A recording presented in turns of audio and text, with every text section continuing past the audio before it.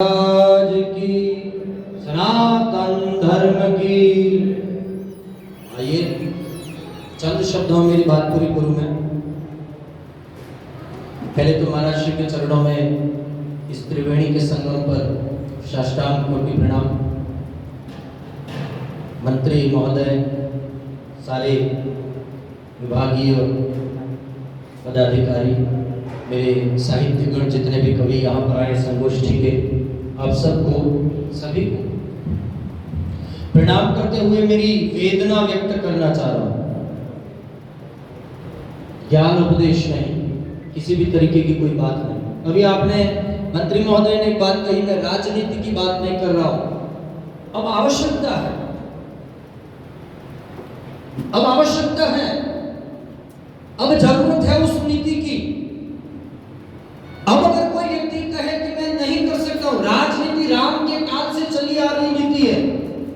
उस नीति को कूटनीति बनाया गया 2014 से पहले, इसलिए उस पर चर्चा नहीं हो सकती थी। आज राजनीति राष्ट्र नीति का रूप लेकर बैठी है। 100% उस पर चर्चा होनी चाहिए, खुलकर चर्चा होनी चाहिए, उन विसंगतियों पर चर्चा होनी चाहिए, उन सारी बातों पर चर्चा होनी चाहिए जिन पर समाज भटकाव और अटकाव की ओर गया। आपने बात सही फरमाया, सही शब्दों में बिल्कुल दो टूक बात कही। जिन युवाओं के हाथ में कलम और किताब होनी चाहिए, उनके हाथों में लठे हैं। कौन सी दिशा में जा रहा है काका? कहां पर जा रहे हैं हम लोग? सब हम जिम्मेवार हैं, हम सब। हमने आज तक केवल शाल पगड़ी उपरना, हार, प्रतिष्ठा, पद, सम्मान ये स्वीकार किया, ये करें आगे भी।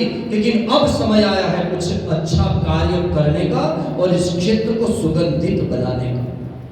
जिन जिन राज्यों से उन वामपंथी विचारधाराओं को सरकारों के द्वारा धकेला गया, वही सब आकर यहाँ पर डेरा डालकर बैठे हुए। बहुत सजग होने की आवश्यकता है साहब। हमारी संस्कृति को तोड़ा मरोड़ा गया, हमारे राम को काल्पनिक कहा गया है। ये सब बातें बहुत सुन चुके हैं हम, अब आगे न सुनेंगे न सहेंगे। और अगर ऐसे कोई मंत्री, ऐसे कोई हमारे विधायकगण, ऐसे कोई सांस्कृतिक व्यक्ति हमारे बीच में आकर धर्मपीठ की आश्रय में बैठकर, किसी राजनीति की बात नहीं, सबके अपने अपने मत हो सकते हैं, विचार करें, वहां मत दो, लेकिन राष्ट्र के मंथन पर तो एक ही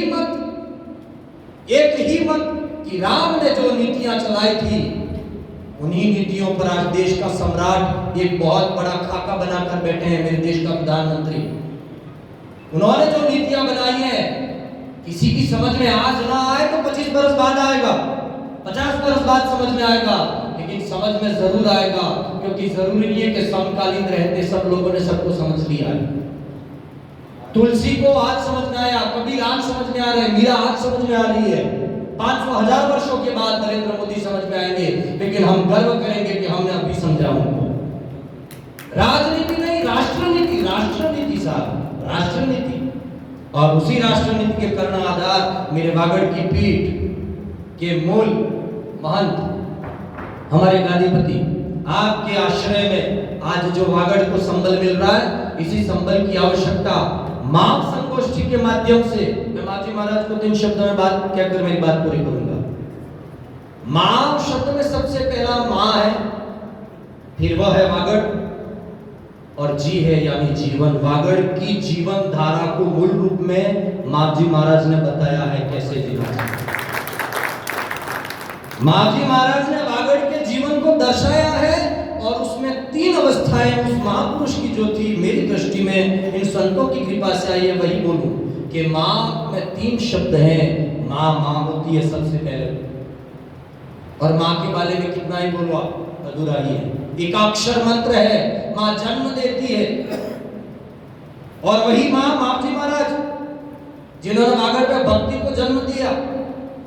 दूसरा मां का मतलब होता है माली, सींचना। मां भी बनती है, माजी महाराज मां बने। माजी महाराज वागड़ में आकर इस सनातन संस्कृति के मां बने और माली बने, सिंचन किया इसको। और इसलिए आज माजी महाराज वागड़ की धरा के मां, माली और मालिक बनकर बैठे हैं, 3 अवस्थाएं। मेरी बात पूरी करूं, मुझे इतना ही कहना है मंत्री महोदय से। मैं मोदी जी से मेरी मुलाकात अल्प समय के लिए हुई थी, भागवत जी से 1-2 बार मेरा निजी जो समय रहा, उन सब में मैंने मेरी व्यक्तिगत कोई चेष्टा, अल्प वासनाएं कुछ नहीं है। सिर्फ एक ही बात कि मेरे वागड़ में आई हुई सामाजिक विषमता पर आपका चिंतन, आपकी निगाहें होनी आवश्यक है। विकास थोड़ा कम होगा तो चलेगा, समाजों में विश्वास होना जरूरी है, और अगर वो कर दिया तो विकास तो आने वाली पीढ़ियों में हम बहुत कर लेंगे। प्रणाम, जय सिया राम। फिर से बापू जी महाराज के चरणों में और मेरे आराध्य इस पीठ के बड़े गादीपति महाराज श्री के चरणों में कोटि कोटि प्रणाम। आप सबको जय सिया राम।